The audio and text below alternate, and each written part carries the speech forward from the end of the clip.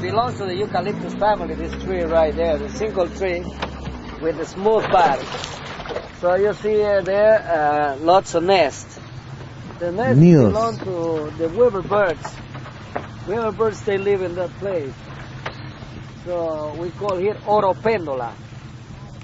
Oropendola bird. They make a noise like something dropping on the water. There is one over there, branch to it's about 10 o'clock.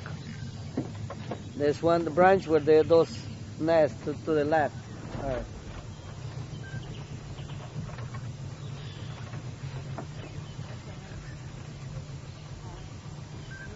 Plumbous kite. That one is plumbous kite.